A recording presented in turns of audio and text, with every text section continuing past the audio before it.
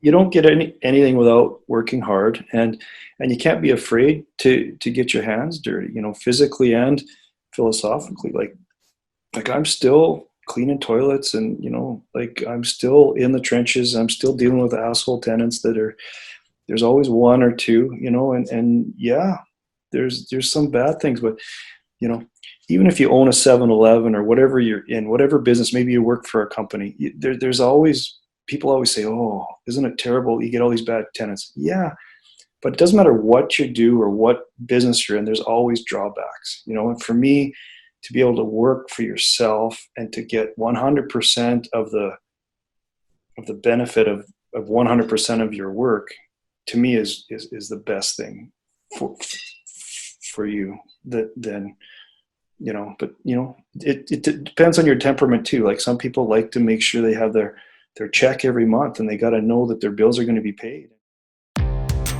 Welcome to Real Estate Deal Closers with Anette, Talie, where we focus on the deals. Our guests are real estate closers who will share in detail the whole process from finding a deal to closing it, as well as strategies and tips to help you do the same. Here is your host, Anette, Talie.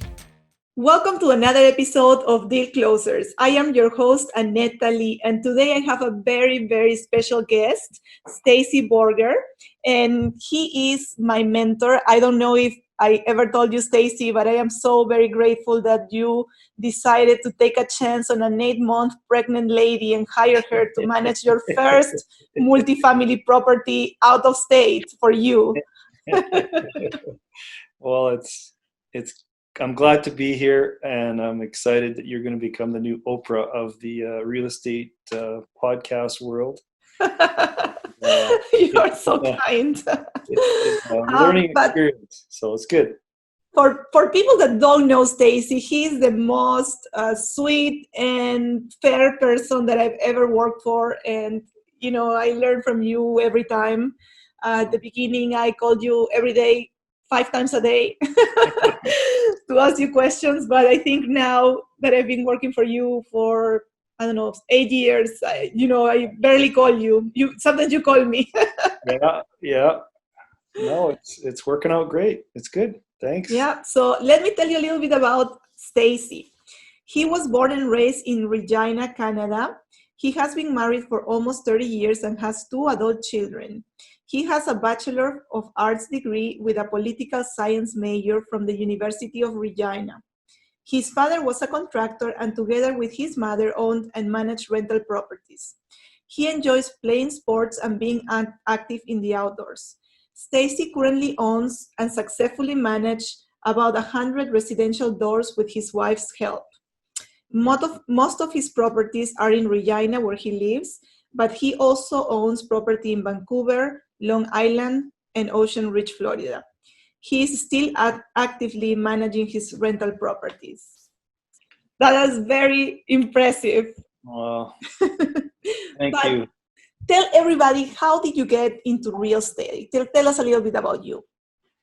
So real estate kind of was the family thing. It was kind of before it was cool, but back in, it probably was the 70s, my parents bought some rental properties. My dad was a contractor most of the time, and things would get slow in the off season. So what he kind of did was to keep himself busy and some of his workers, he would buy a wrecked house, and then he would either flip it or rent it out. So he kind of did that when I was really young. And so I kind of grew up seeing parents with rental properties. And I kind of did construction as a kid, like any kid, you work in your parents' business, whatever that be. And so I learned construction kind of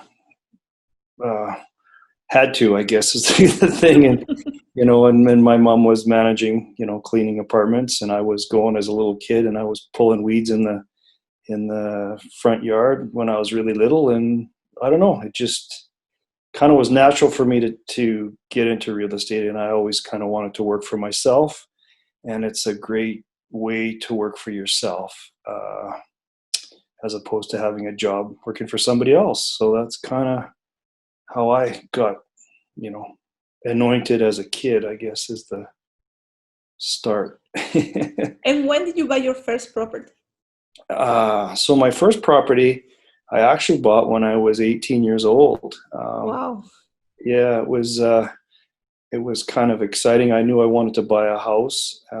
It was actually right beside my grandparents' house, so I knew the house. It was a wrecked house, and I was able to buy it. And even my first one, I'd already worked construction. I tried to renovate it, but it was hard. It was good to have my dad to help me a little bit. I actually couldn't do the mudding properly. It was really tricky, but we get it done and you learn. And so I got one and made a little bit. I rented it out right away. I made a little bit more money than what the mortgage payment was, and kind of got started there. That's awesome. I wish I started when I was 18. I started when I was 30 something. Yeah. The Deal. All right, so today we're going to talk about a specific deal. So tell me a little bit about your deal. What type of property? Where is it located? Tell me about it. Okay, well, the deal we'll talk about is my 16-unit apartment in Ocean Ridge, Florida, and it was real exciting because it was a big deal for me. It was a bigger unit than I'd ever bought before. I'd only up until that point done like 4-plexes and 5-plexes, and it's a lot of single family houses, but so it was bigger than I'd ever done before, and it was out of state, so it was a new game for me. So I didn't live there. I didn't have any contacts there other than my cousin lives in South Florida, and he was a big help. But the time was right. It was 2013, I believe, and the market really sucked in South Florida there, which was good for me because I knew.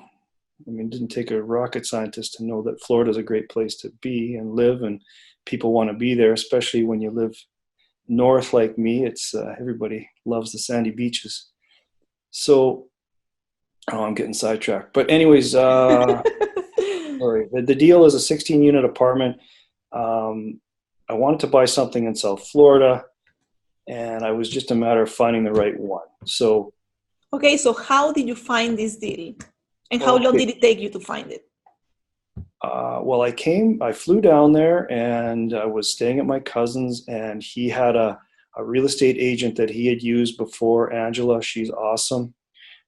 The best real estate agent I've ever dealt with. And that says a lot because I've bought over like 40 some properties. So anyways, she's awesome. Happened to stumble on her, which was great because she's got unbelievable negotiating skills. And I can't say enough good things about her, but anyways, but it was really up to me and my cousin Brad, who we enjoy driving around neighborhoods, looking at things. And he knew you don't want to be on this side of the tracks. You got to be over here.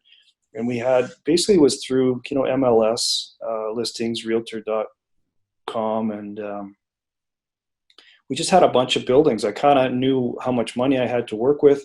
I wanted a big enough property that I could eventually have a property manager manage it. And I knew that only having like a duplex or something smaller doesn't really pay the bills as far as having a property manager. You can do it, but I wanted something bigger. I wanted something, the next step, I guess. So that's how I started looking for it.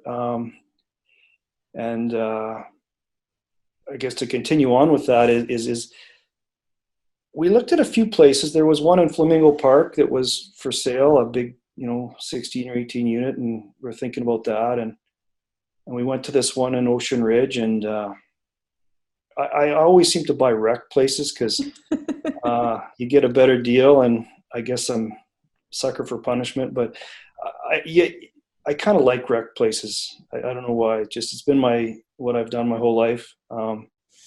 So the roof was coming in on a couple apartments, and there was a few that were rented, so there was some cash flow. But the location, when your steps to the ocean, a beautiful beach, that really, to me, kind of was a positive. And also it was bank owned. It was owned by the bank. So, they got to sell it, and I like that too, So did you find it on the MLS? Yeah, it was listed through the MLS. Yeah, Okay. It wasn't hidden anywhere. It was in plain view. There was lots of property for sale. Like, you could have your pick. Banks weren't loaning money, so it was, people couldn't really sell places. And I was in the fortunate position where I had, been doing properties for quite a number of years, and I had equity built up, and I was able to refinance my properties at home and get a large chunk of cash, because you need cash when you're buying a rec building. The banks aren't going to give you any money, and you're not going to get insurance on it, right? So you kind of had to take a risk, which it's always a little bit of a risk, but when you've been doing it for 20 or 30 years, you kind of get used to the risk, and it's just kind of was the next step for me. So, and it made it exciting for me too, because it was a big enough project to, I don't know, sink my teeth into, something exciting. Absolutely. And so what was the listing price, and how much did you end up getting it for? Yeah, when you told me you're going to ask me that, and I looked back and I couldn't find the original listing. I do remember it was, because we were looking at, it was around, at that time, it was about $100,000 a door, and it was a 16 suiter. So I think, it was probably 1.5, give or take, is what they were asking for, because it was really around $100,000 a door is what the going rate was, even though nothing was selling. That's what they were trying to get for them. And so it was kind of, that's where the realtor came in. It was like, I said, I like this building, but it needs so much work. There's no way I can pay, I figured I could pay like 1.3 or, something. But it was, it was really an unknown. And then she's like, well, let's go in at 1 million.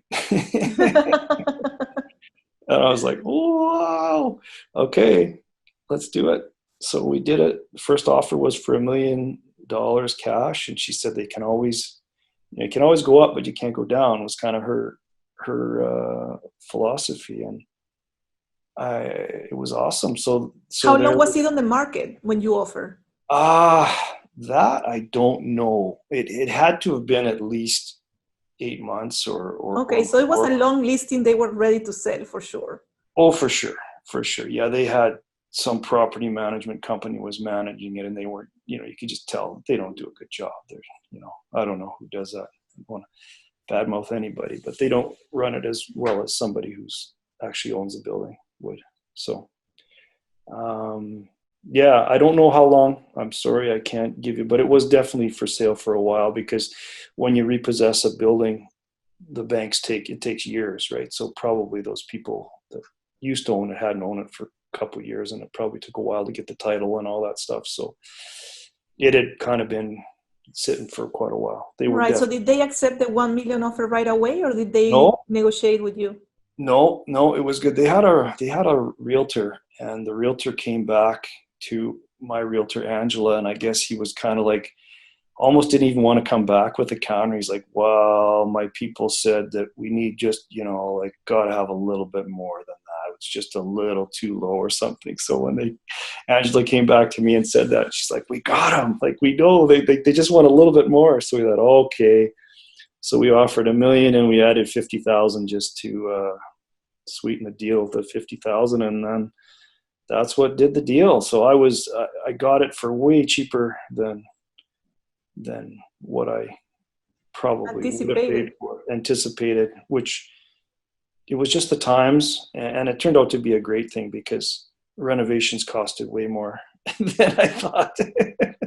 So, it turned out to be, good. And it was, and there was a whole bunch of stuff to set up there. Like I need to set up companies. I needed to set up, you can't just buy it you guys probably know that, but you don't buy it personally because of, the legal Liability. liabilities. And if somebody slips on a sidewalk, they can take your worldwide assets, not just in America, but they can sue you around the world. So it's kind of crazy, the power.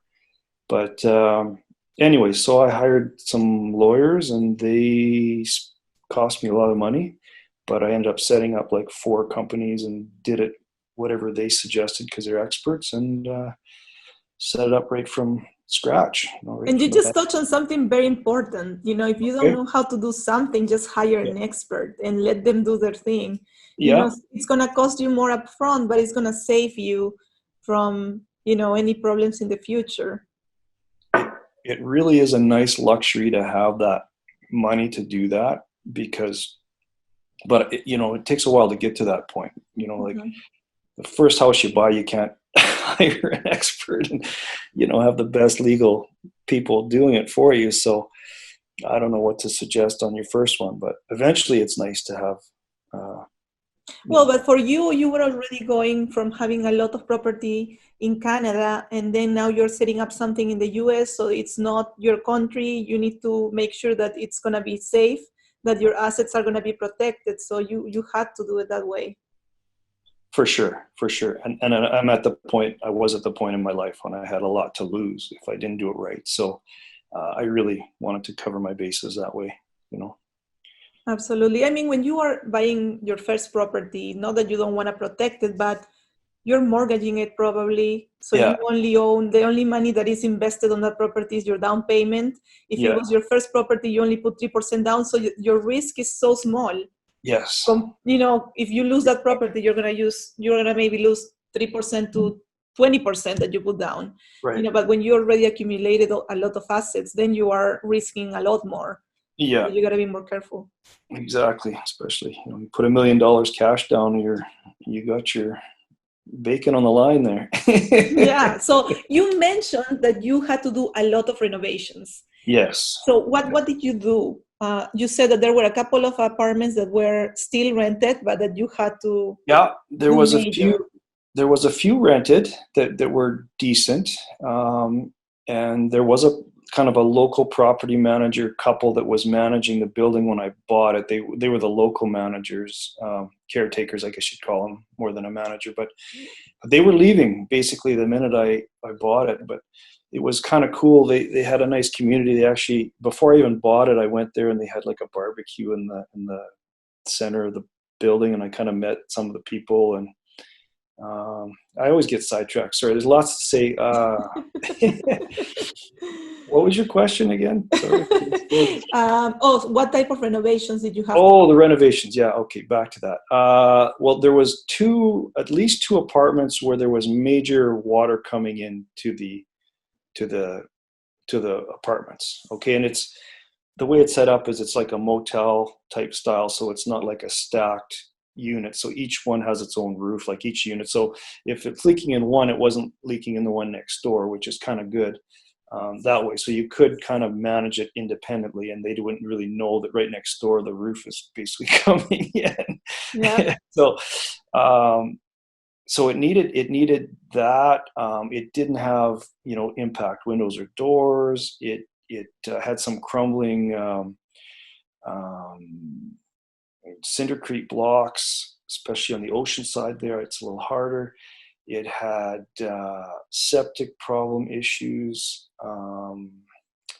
It had electrical that needed to be upgraded.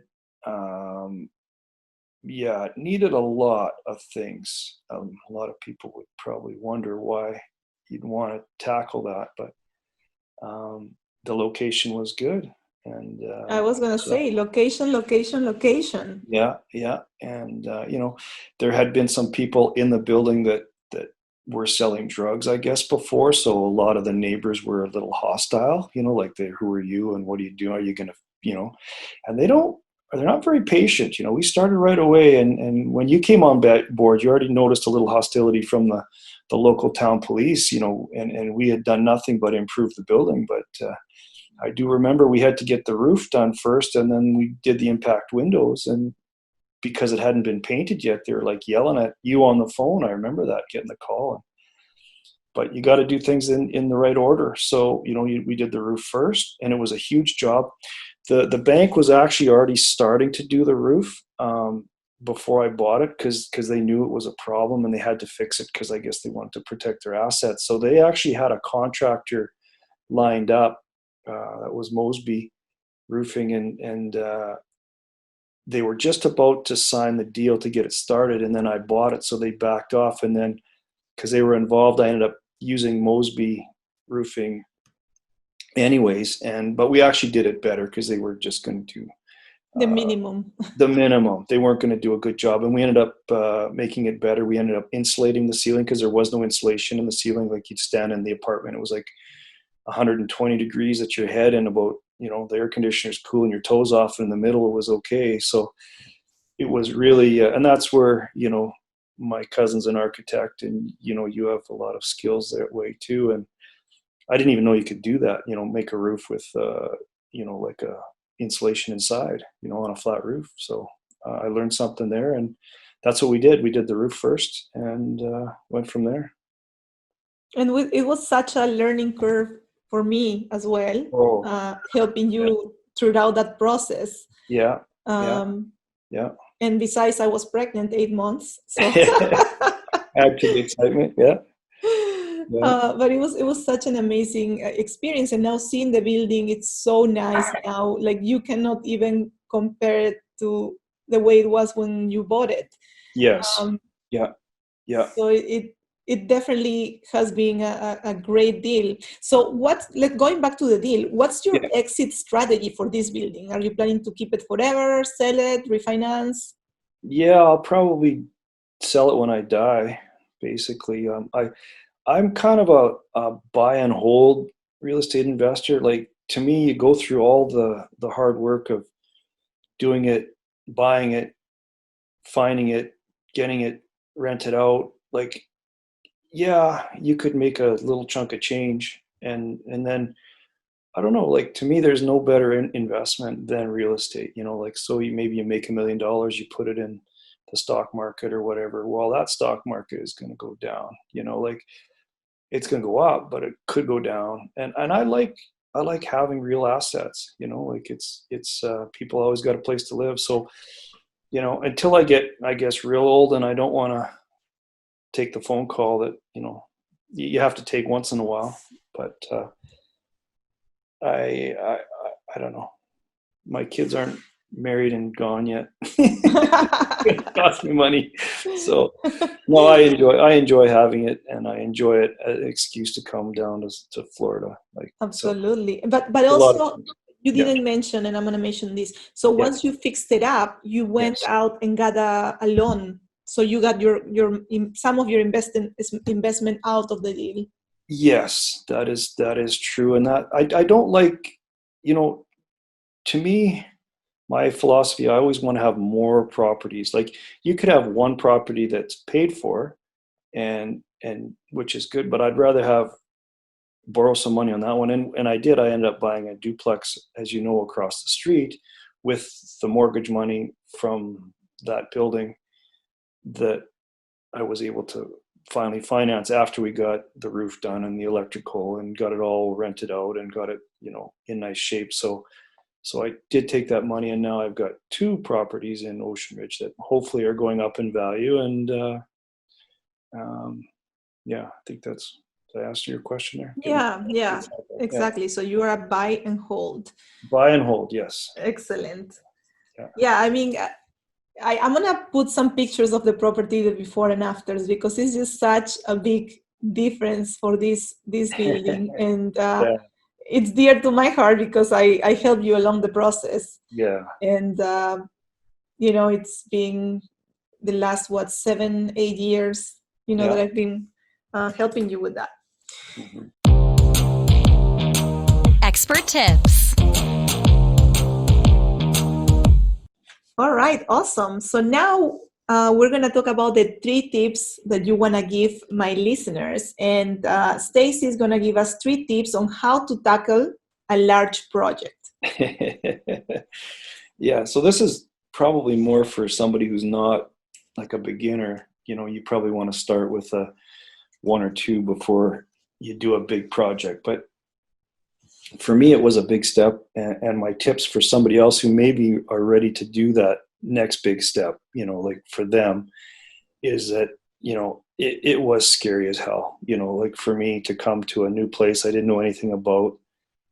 Yeah, it looks great now, but at the time you're like, is this a good idea? and like most people, I have a spouse, and your spouse may not be as, say, risk tolerant as you are, and so there's other dynamics that play other than just the money end of things. But back to the tip, it's a big, huge thing, and there's so many components to it. Like you've got the legal things, you've got the renovation thing. I didn't even have a property manager. I didn't know who I was going to get to run this thing. I didn't even live in the town. Like and I couldn't. So it's like you just. So my cousin, he said, I remember like after I bought it, I was like, oh, he just felt this weight. It's like, he said, how do you eat an elephant? And he goes, one bite at a time. So it's just like, okay, that's all you got to do. Just one step at a time. Okay, what are we doing today? Okay, we're going to meet the roofer. Okay, what's the next one? Okay, let's find a property manager. I don't know if you know Annette, but I actually asked hippie lady who lived in the building there. We called her. Oh hippie. no, to manage? I asked her to be the property manager before I found you. And can you imagine the disaster that would have been if she would have been? Oh my goodness.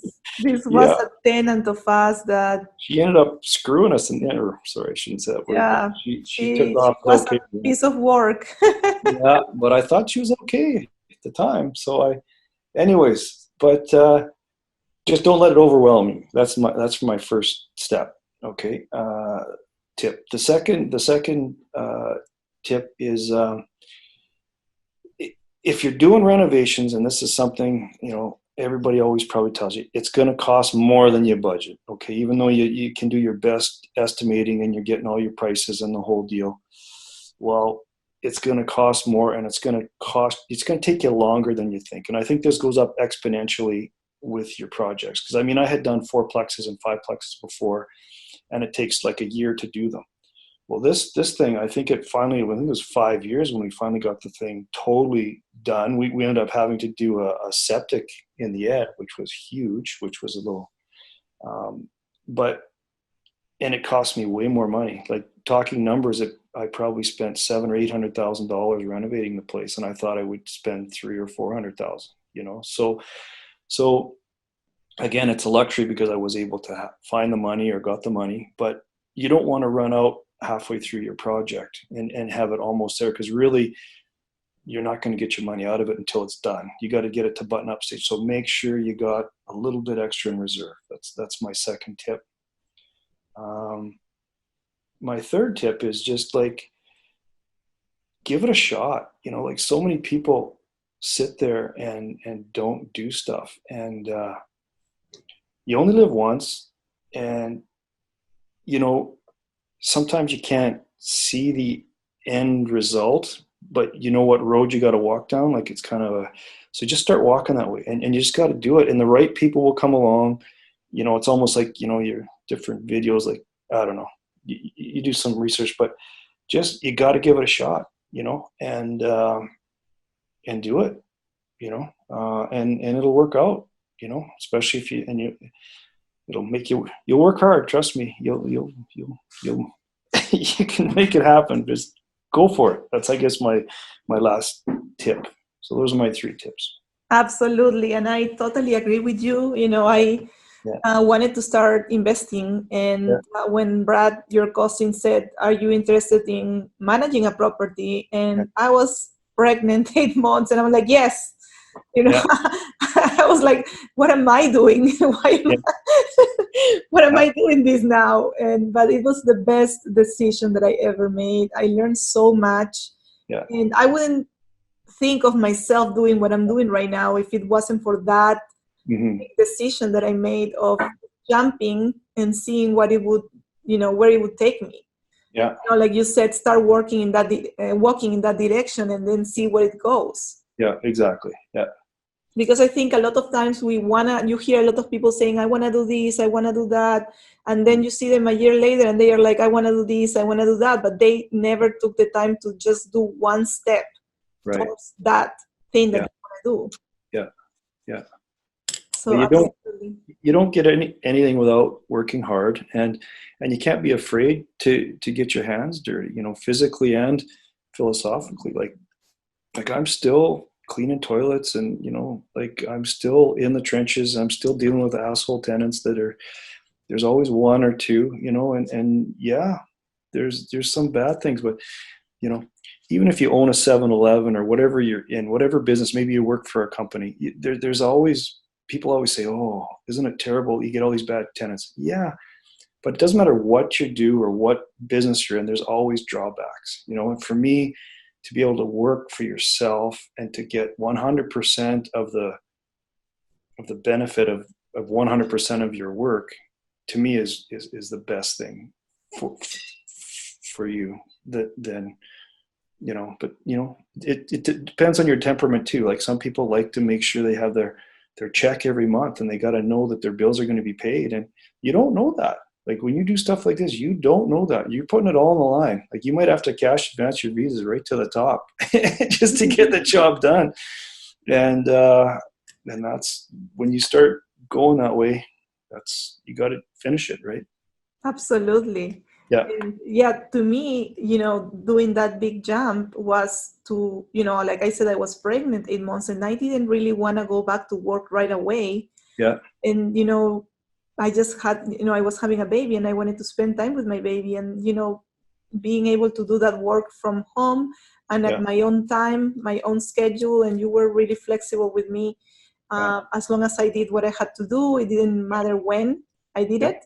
Yeah. So, I was able to even go with the baby when the baby was napping. I had my stroller there. I had my, my carrier for the baby. And, I just got the stuff done. But it allowed me to stay at home for 9 months before I went back to an office. Yeah. So that's some of the advantages that real estate or working by yourself, for yourself, allow you to do. Definitely. The flexibility is huge. And there's a lot of things. There's one other thing I wanted to mention is that it takes a long time to be successful in real estate, like to actually make some money, but it's guaranteed. You know what I mean? It's kind of like the slow road to wealth, and if you think you're going to go in and you're going to make a whole bunch of money in 2 or 3 years, you might, the odd person does, but it's been my experience that you got to be in this for like 20 years, at least. And then you really see the benefits. It's almost like that snowball effect, it just gets better and better. And so you got to kind of be prepared for the long haul.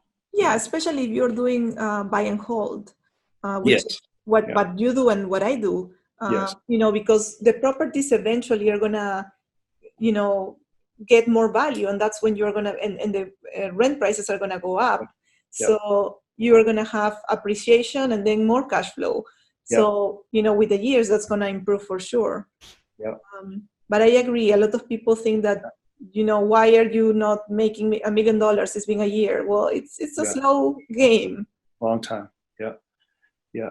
And another thing, I'm just jumping around, but if another tip I would have is I'm not a big fan of condominiums. Like if you're going to buy something, own the dirt. You know what I mean? Because I've been in it long enough that after 20 years or something, houses do wear out, but you can build new ones, but it's the dirt that really good to own. They can always build more condos. You know what I mean? And then you got an old condo and really doesn't go up that much. So I would tend to say get something that has actual land. Yeah. So buy the land, not just buy the land. Even though the building pays it, but if you're in for the long haul, don't bother with a condo. And I hate condos, right? I didn't know that, but I do not. I do not buy condominiums either. HOAs, I hate HOAs. They have the power to do changes. And to do assessments, and there's nothing you can do. Like even we live in it's a house, but there is an HOA, but it's very minimal. But they still, send us a letter about our dead palm tree on the backyard. I have a month to Yeah. take it down. Yeah. And, I will take it down, but I don't really need to have somebody telling me that I have certain amount of time to do it. Yeah. So Agree. I totally agree with that. All right, Stacey, this has been Hey. so nice. I am Okay. so excited that you came to share your experience and your knowledge with everybody, and so that everybody, when I talk about my mentors, Yeah. you and Brad have been my mentors for the last 7 years, and I am eternally grateful for. So thank you for sharing this with me. It's a pleasure working with you, and thanks for the opportunity. It's been great. All right. Hey. Bye, guys. Thank you for watching. Yeah. Okay. This was Real Estate Deal Closers with Anette Talie, brought to you by Talie Investments. We hope that you enjoyed this episode. Our goal is to provide amazing value on your real estate journey. Connect online at www.talieinvestments.com, where you can find this episode and more. Did you like this episode? Subscribe, like, and share.